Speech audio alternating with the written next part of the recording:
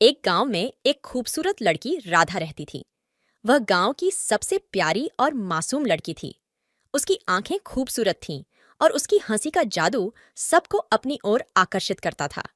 लेकिन गांव के लोगों के नजरों में राधा की यह प्यारी सी खूबसूरती एक राज छुपा हुआ था।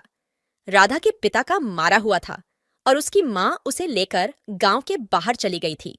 उसकी माँ का अनुरोध था कि वह उसे अपने मामा के पास भेज दे, जो शहर में एक छोटे से घर में रहते थे। राधा के मामा और मामी ने उसे बड़ा प्यार दिया और उसकी परवरिश में खास ध्यान दिया। शहर में रहते हुए राधा को एक साधारण और सामाजिक जीवन की आदतें बन गईं। वह बड़ी हो गई और एक दिन उसकी शादी हो गई।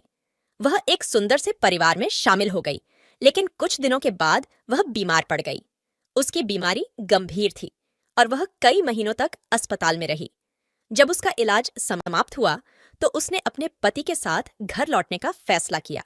लेकिन जब वह अपने पति के घर पहुंची तो वहां कुछ अजीब सा माहौल था। राधा ने धीरे धीरे पति के बर्ताव में बदलाव महसूस किया।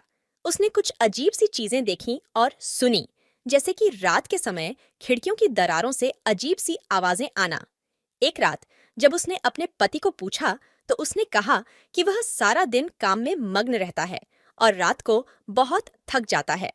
राधा ने अपने पति के बारे में और अधिक जानने का फैसला किया और एक रात उसने अपने पति को गहरी नींद में देखा। वह उसके पास गई और उसने उसका चेहरा उतारा और उसे एक अजीब और डरावनी चेहरा देखा। यह वही चेहरा था जो वह अपने सपनों में देखती रहती थी। राधा को एहसास हुआ कि उसका पति एक चुड़ैल था, जो रात को अपनी असली रूप में परिवर्तित हो जाती थी। वह डर गई, लेकिन फिर भी उसने अपने पति को अपने प्यार में बदलने का निर्णय लिया।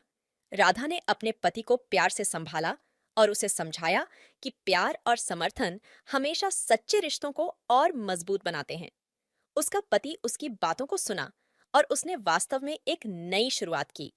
उसने अपनी चुड़ैली रूप से मुक्ति पाई और उसका सच्चा रूप राधा के प्यार में वापस आ गया।